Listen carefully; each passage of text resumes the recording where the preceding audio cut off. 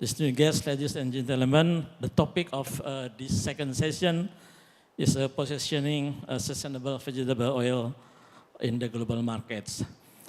So we have two prominent speakers in this session. First, we have Dato Mohamad Helmy Othman Basha. He is chairman of Malaysia Palm Oil Board and also managing director of Shatadru plantation. And the second is Shatadru Chattopadhayay, managing director of Solidaridad Asia. Fortunately, I don't need to give an introduction since introductory remarks already given by Sri Achul Chattopadhayay. Thank you very much. So now I would like to invite both of speakers to come to stage.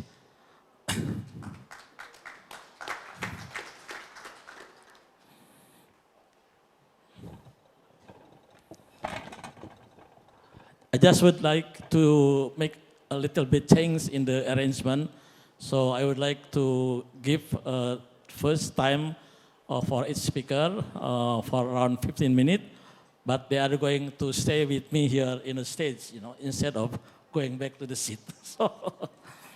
So each speaker will have 15-minute remarks, and then maybe if we still have time, will be followed by a Q&A session. So now I would like to invite Dato Mohamad Helmy Othman Basha, chairman of Malaysian Palm Oil Board and managing director of Shatadru plantation, to give his view. Thank you. Please.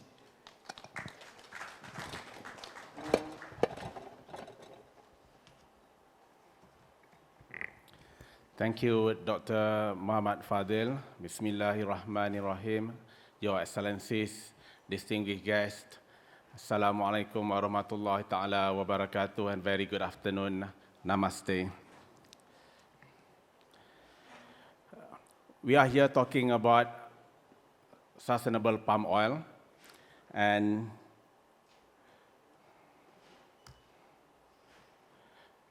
all of us in this room are very familiar. I'm not going to talk about what is palm oil, what does it do, and who is using it, but I'll go straight to the point. The chart on the left is well established. We know how efficient, how productive is palm oil against all the other oils, and 3 tons per hectare compared to the others. But what is interesting is actually the chart on the left. What does it tell us?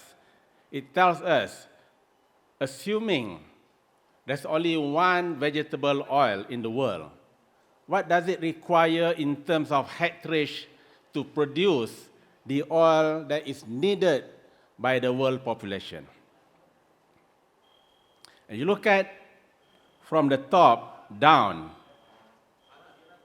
of course, sesame oil, cotton seeds actually is a minor oils in terms of production. But look at groundnut, coconut oil, olive oil, soya bean. Stop at soya bean.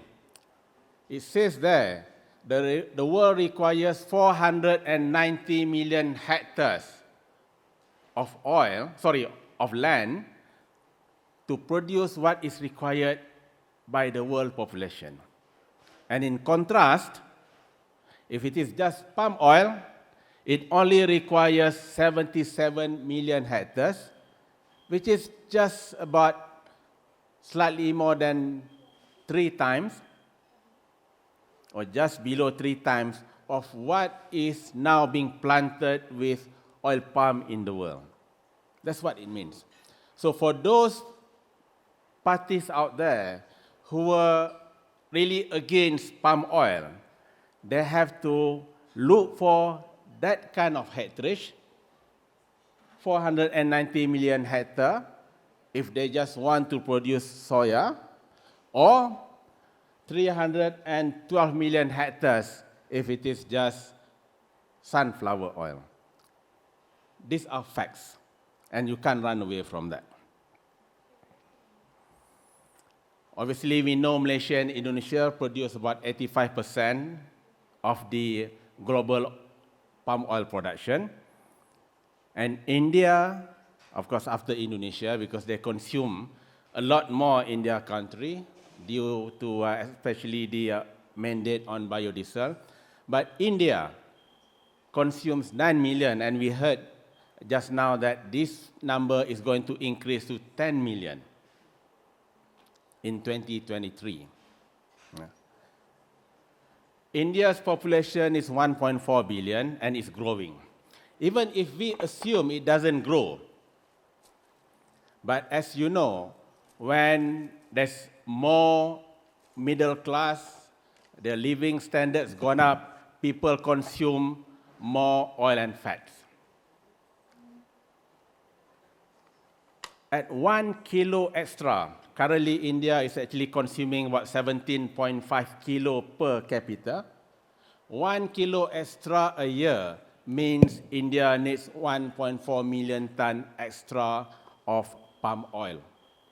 I put palm oil because that's the biggest oil that India is importing. And I give you another statistics. For those developed countries, the per capita consumption of oil and fats is more than 30 kilos. And can you imagine if India alone, don't talk about Indonesia, Malaysia, of course Malaysia has a small population, India alone, it goes up from 17.5 kilo per capita to 30 kilo per capita. What will be the consumption in India? You can do the maths. Slightly closer to our home, this is what palm oil means to our country, Malaysia. Just a small country of about 30 million population. It is about 5% of our GDP. Back in 2011, it was about 8%. But the country has grown, the GDP has grown, but obviously, as far as palm oil, it has not grown as much. We produce about more or less 18 to 19 million ton, exported that much. That means there's also we are importing some from our neighbor. And as far as the export revenue, it is 135 billion, or in US dollar, it's close to 30 billion US dollar. But what is important, you go down there, it is the second largest employer in the country.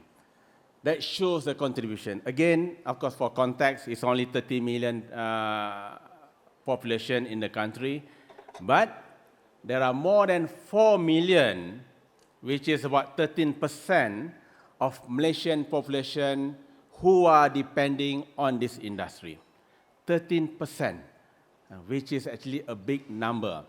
And you talk about smallholders, it's more than 450,000. Of course, we know in Indonesia it's about 6 million.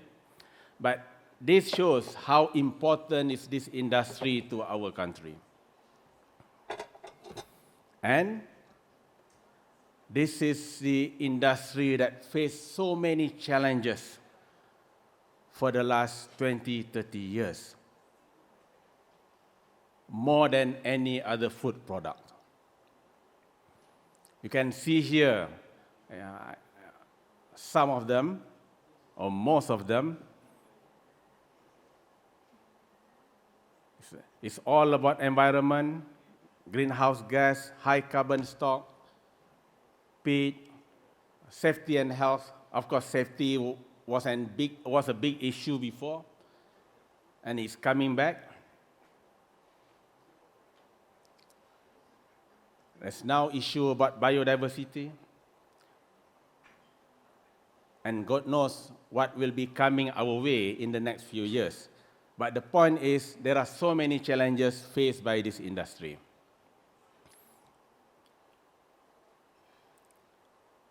But the industry is not sitting still. Just now we heard sustainability is not going to go away. Everybody is actually expecting that. But we have taken a lot of steps in the last how many years? The last 15, the last 20 years to move to where we are right now.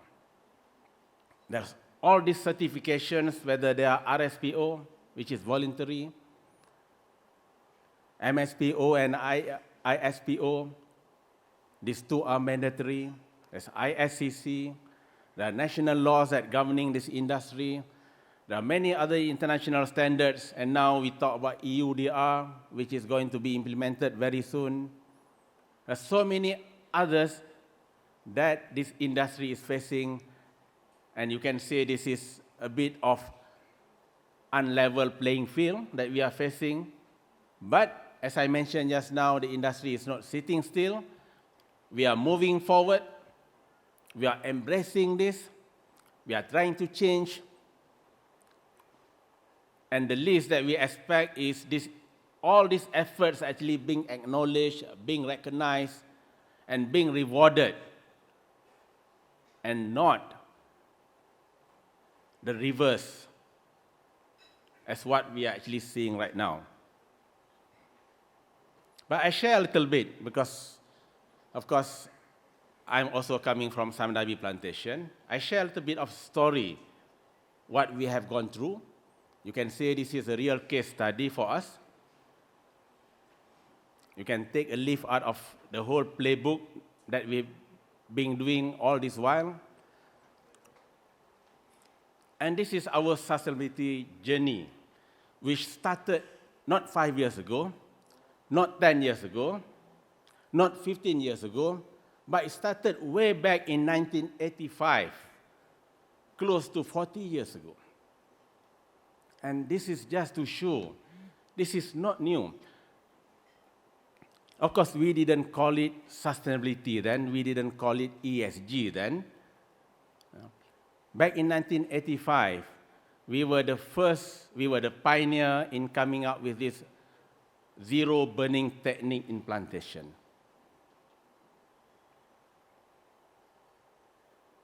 And it's called best practice for the industry. And a lot of these best practices, this is a long and winding road for us. It still is. Yeah. Faced with a lot of obstacles, roadblocks along the way. These are some of the major ones. And as I mentioned, we did not stop. Despite all the challenges, despite all the brickbats that we were actually taking, we continued our journey. Yeah. And from 1985, you could see things have actually evolved. A lot of policies, whether it's gender policies, child protection policies, a commitment to anti-slavery or Anti-Modern Slavery Act, Human Rights Charter, no deforestation, no pit, no exploitation, you name it. It's a whole host of things that we had to do. And we are still continuing to do that, to do just that. We heard just now from Dr. Thomas Milke.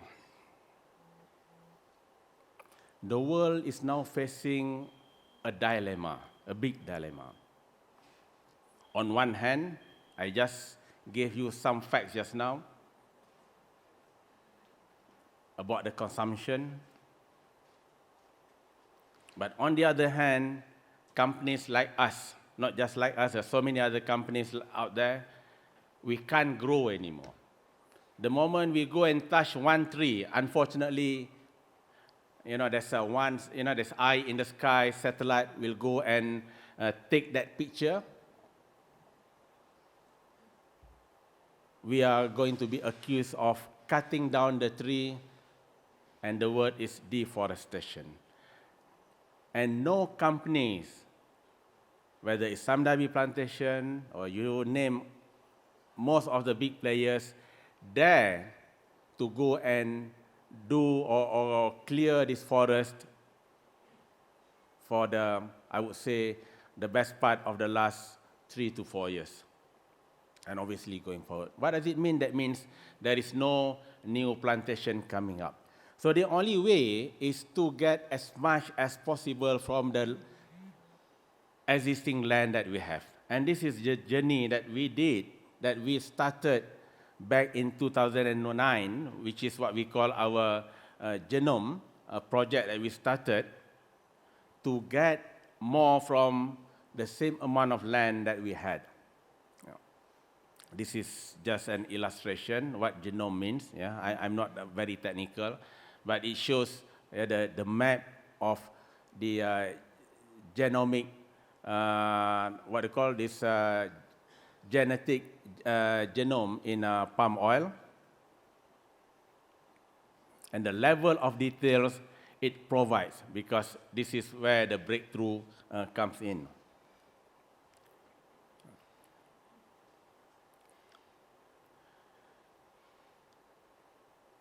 And fast forward from 2009, we managed to produce our first genome select material and planted in our first plantation in 2016.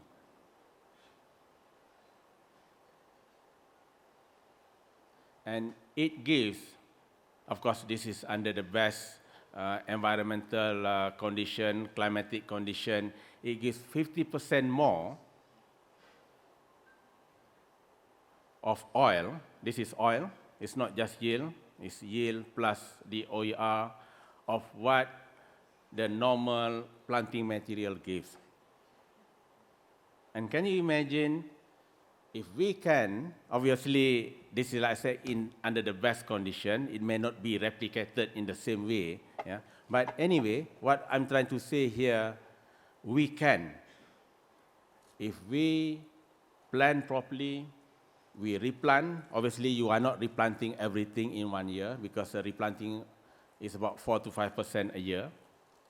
But if we can do this, that means we can get more oil from the hectareage of land, which is for palm oil in total, the world has got about 25, 26 million hectares. It has higher oil to bunch. Obviously, the yield is also higher. Yeah. And currently, we are planting all our, not all, next year, hopefully, all our replant in Malaysia will be coming from this genome material. Yeah. It's not enough for us to produce even for our own consumption right now, but this is the way forward. But that's one thing about the yield potential, which you can do, but the actual yield that you get from your plantation depends on so many things. This is what we call realized yield. It is all about management. It is all about how you harvest the fruits, how you recover the crop. And this is where the issue that we face in the last 3 years due to COVID. For those who are very familiar with Malaysian plantation, our industry, we are 80% dependent on migrant workers, migrant labor. And during COVID, lo and behold, obviously, all the borders were closed. There were no migrant workers coming in from all the source countries that we normally source our workers. And our industry was really facing a big challenge. And because of that, at Samdabi Plantation, people say never waste a good crisis. it galvanized, it energized our group, our people to find solutions. And we have to ask this question, why is Malaysia so dependent on foreign workers? Because the locals shun this industry. Because it's being associated with very manual job, very hard work, and it's called 3Ds, dirty, dangerous, and difficult. And we set ourselves out to change this perception because, like I said just now, we believe the high dependency on foreign workers, on migrant workers, is not sustainable, is dangerous for us. So because of that, we want to attract our local people to come to work. And we started this job to modernize, to use technologies, to use AIs, robotics. And like how do you... Three more minutes. Okay, I'm coming to the end. This is my last page before the video. Yeah. And what we foresee for this industry, it will be managed very differently from what it is right now. As we speak right now, the plantation in Samdabi plantation, our estates, there are drones now flying in our estates. And we foresee at some stage, there will be autonomous vehicles, robots that will be roaming around in the plantation. It's not going to be the typical workers that work in the plantation, but it will be engineers, it will be software engineers, it will be AIs, it will be IoTs, it will be all these technologies that will be deployed in plantation. And this is what we are actually aiming for. And our target, hopefully, if we can find solutions, in fact, right now, we are rolling out a lot of solutions that we have found. Hopefully, in 2027, like I said, the hardest one, obviously, is for harvesting to cut the bunches. But we are targeting that we can be fully localized, meaning we do not need to depend on migrant workers anymore. We meaning Samdabi plantation. So with that, I leave you with this video. And this is what we are doing right now. Some of you have been to Carey Island. This is Carey Island. And please enjoy the video.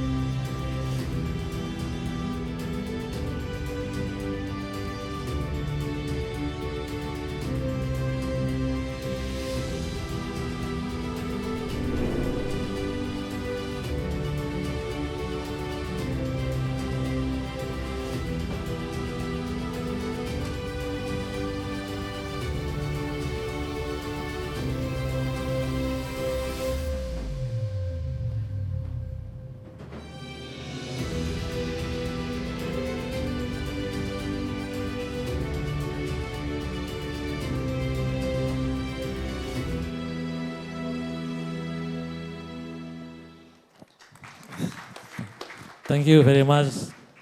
It's very interesting presentation.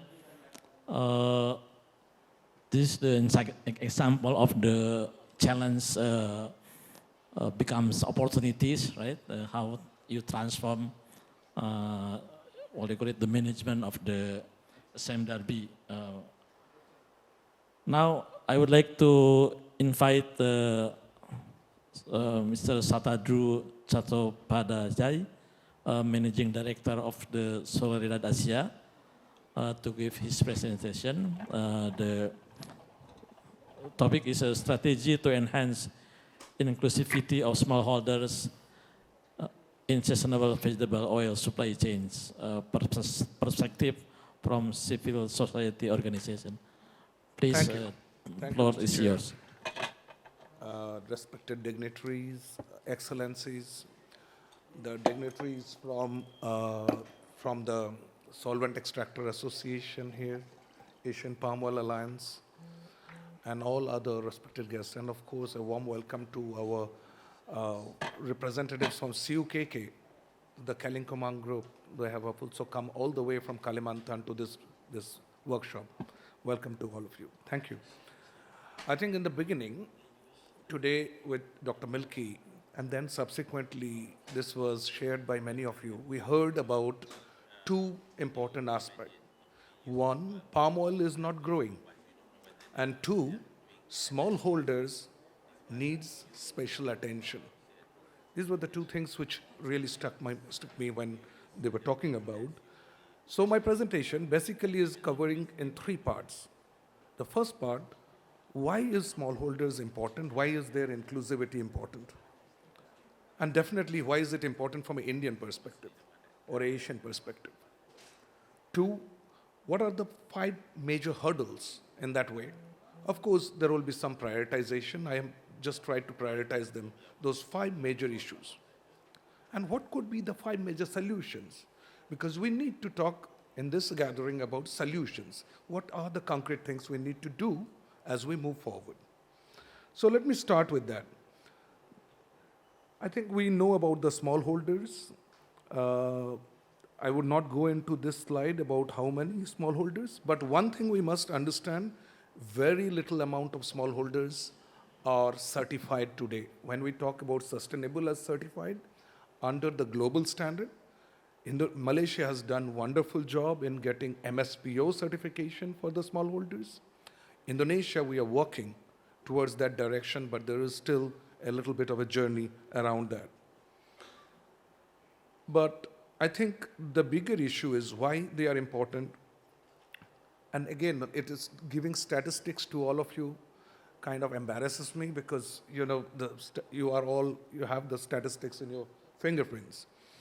So, but essentially what I understood here is that the global demand of vegetable oil as per the Grand View research is going to take us to 315 million tons of vegetable oil requirement by 2030.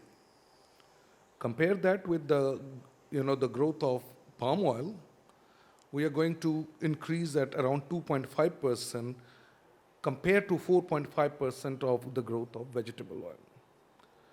And it is an important element. We have heard from Dr. Mehta, we have heard from Mr. Atul Chaturvedi, that palm oil is the most affordable nutrition security for Asian people.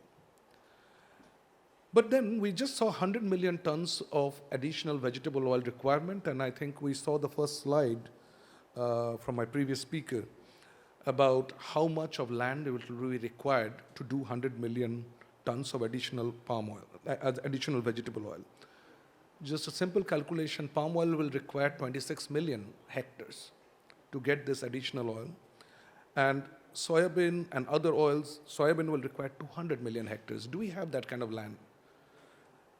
And moreover, this is another important issue to understand is, the cost of doing that is also needs to be looked at, the financial cost. So the other thing which is often we have failed to explain in spite of our best effort, we have used the different stories from all over the world about poverty reduction methods. Somehow we have not been able to talk about what a miracle it has done to the poverty reduction mechanisms of Malaysia and Indonesia. It requires a Stanford University to tell us that, it has been 1.3 million people who have been lifted from poverty in Indonesia alone. I think more research is needed and more emphasis has to be given about what developmental role it plays. Malaysian palm oil model is now studied and replicated in multiple countries as a mechanism of poverty reduction. However, smallholders, this is one of the research we did in terms of a palm oil barometer. The smallholders, oil palm producers are the lowest recipient of the value that is being created. They create around 6.1% of value, but almost 0% of the value is coming back to the farmers. It's not all great. Somehow they are victims of their own success. They are profitable, more profitable than some other crops. However, with the changes in economy, with the volatile market situations, it's not that they are really making good money. And now it connects with the point Mr. Milky was making about why it is so crucial that we need to focus on smallholders. So, 5 challenges to the smallholder inclusivity. I think the first challenge I will talk about is the already spoken a lot, even by the Vice Minister before, the compliance with the European Union due diligence regulation. This is a big challenge. Not so much of a big challenge for big plantations. It is a challenge for them as well, but this is totally a disproportionate challenge for the independent smallholders. Second, the productivity. We saw the efforts which has been made in Sime Derby with the genome research about bringing in new technology. However, the technical assistance needed to increase the productivity of smallholders needs to be addressed. This is not really adequate right now. Third is the land tenure issues. Land tenure issues has been is a big problem for the smallholders, particularly in Indonesia. And that issue needs to be dealt with. It has been pending for a very long time. The fourth issue is about Asian markets. And I think what we have seen is there is a feeling, whenever I speak to the industry in different Asian countries, in Asian Palm Oil Alliance, we talk about it, there is a feeling that we have been a bit neglected in comparison to Europe. The kind of effort which has been put in to convince the European market that we produce great product, a fraction of that has not been done for the Asian markets. But I'm so delighted that now, at least we have started doing that. This is one great example that we are hosting this meeting, the second CPOPC meeting here in Mumbai. And lastly, the No Palm campaign and health issues are increasing, and it can jeopardize the livelihood of the smallholders in a big way. There are other challenges, but I will focus on these 5 challenges. Now, what are the way forward? European Union due diligence regulation. We have talked about it a lot since morning. If you read the due diligence regulation, deforestation regulation, I beg your pardon, the content of that is, I doubt if we can really debate on the content, what they seek. The problem comes is when you try to implement it. Implementation becomes a problem. What we propose here is 3-point solution of implementing it, and I propose that we discuss at least these solutions and take it up in our discourse. Once, imagine the smallholders are able to implement deforestation regulation. The question is, what's the use? Less than 1% of smallholders' palm oil or oil palm goes into European market. There is more than 70% of RSPO certified palm oil is sold as normal palm oil. What is the incentive of the smallholders? So we propose an inclusivity quota for the oil palm smallholders in European market. It is not new. It has happened before. In textile, there are precedents. And for bananas from South America, there are precedents. So this could be one important element to incentivize the smallholders to develop it, to get access to European markets. Number 2, European Union deforestation regulation should align with the ISPO and MSPO, which are national legislation, nationally governed standards. cannot be equated to voluntary standards. I think that's a mistake we do. They are different species, or it's apples and oranges. Tomorrow, Solidaridad can create another standard that hasn't become a benchmark for comparison.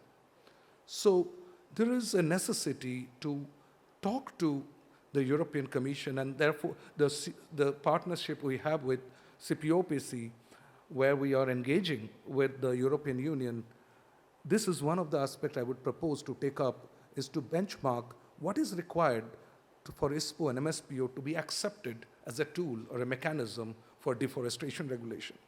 The third thing, to incentivize the smallholders, carbon farming is a great opportunity.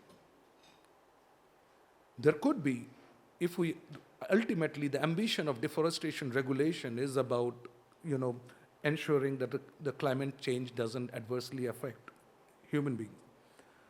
So we are asking the smallholders to provide ecosystem services. But it is not that simple. In remote areas of Kalimantan, from where my friends from CUKK are coming from, how do you implement a complex carbon program? Who gives the guarantee pre-financing? Who provides the technical support? And who guarantees the procurement? It could be easily be done. This should be part of the negotiation. That yes, the smallholders can provide carbon for you, but we need money, and we need training, and we need an assured market at an assured price. So this is the 3-point solution, I would say, to work into the EUDR, because EUDR is a reality. If we think we can change it, that goes into a conflict course. Second aspect is the technical assistance for smallholders. This is very important. We are already looking at providing the support to the smallholders. We have heard different stories, case studies of how some minimum support can lead to increase in productivity. There is a huge scope for productivity increase for the smallholders, and we are glad that we are collaborating with Malaysian Palm Oil Board in Malaysia, and several smallholder associations, and working very closely with the coordinating ministry under the NICE Corps program to improve the productivity of the smallholders. The third element is the land title.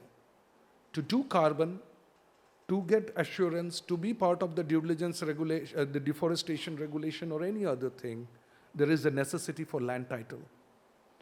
And I think there are different ways of doing that. It requires recognizing customary land rights, strengthening land registration and titling systems, and legal support to be given to the smallholders. The fourth aspect is the Asian markets. I think already India has made a point by recognizing ISPO and MSPO as a comparable standard to sustainability. It has happened for the first time, one country which has recognized it. But in order to promote smallholder palm oil in India, there is a necessity to have traceability. There is a necessity to have some kind of a duty waiver for the smallholders, when at least for a short period of time, to incentivize the Indian, Pakistani, Sri Lankan, Bangladeshi industry to procure from smallholders, give preference to buy from the smallholders, just for a short period. There are many such precedents which has happened all over the world where special concessions were given to the smallholders. It will do wonders to them. Thirdly, I think an export consortia needs to be formed to provide a platform for the smallholders. Today's the independent smallholders lack understanding of the market requirements and how to engage, how to address traceability and all those issues. Fourthly, the mills needs to be connected. The middleman needs to be regularized. And all this can be done collective together. It doesn't need to be done only through government regulations.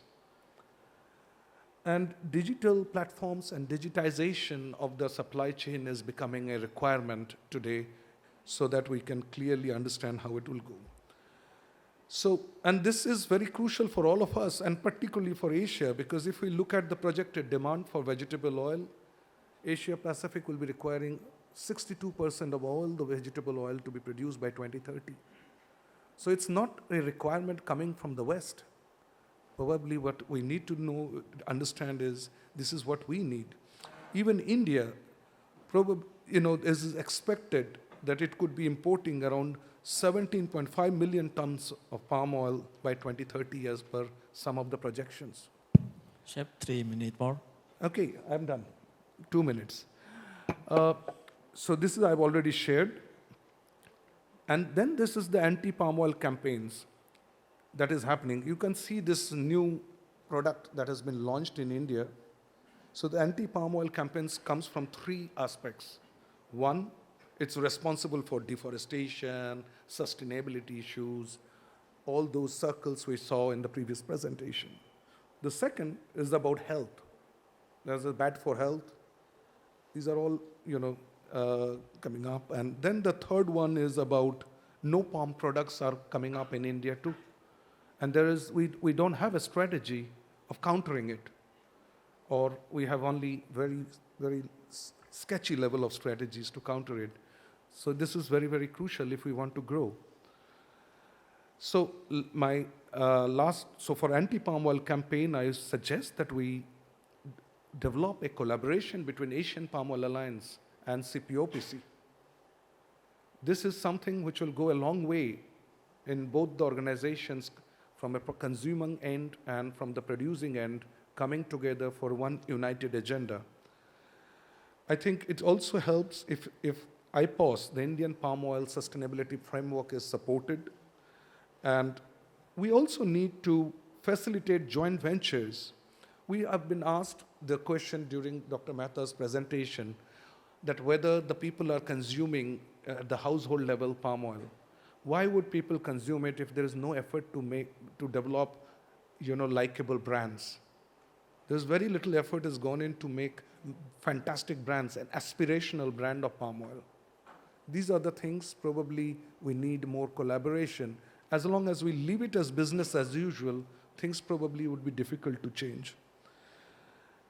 So, I'm sorry. So that's it from my end. I hope we can, discuss this further. Thank you very much. Thank you. Thank you very much for the very interesting presentation. Because of the time, actually, there will be no Q&A session. And then the Q&A session for this session will be carried out in the working dinners. So you can ask when we have dinner about some question that we might have. But since there's already question to Dr. Helmy in this screen, so I would like to ask him to answer anyway, just one question. Thank you, Dr. Fadhil. There's one question. The question is, EU will stop selling ICE. ICE means internal combustion engine, including diesel by 2035, and will go EV only. What is the future development for diesel engine and prospect for biodiesel fame, methyl ester? Okay, in the whole scheme of things, the consumption of biodiesel for passenger cars actually not much. The bulk of the diesel is actually used for industrial, whether this is for heavy transportation, trucks, buses, those heavy equipment. Those are the major ones. So even if EU will go fully EV on passenger cars, the impact to consumption of diesel and to the extent of biodiesel is very minimal. Yeah, so that's the answer.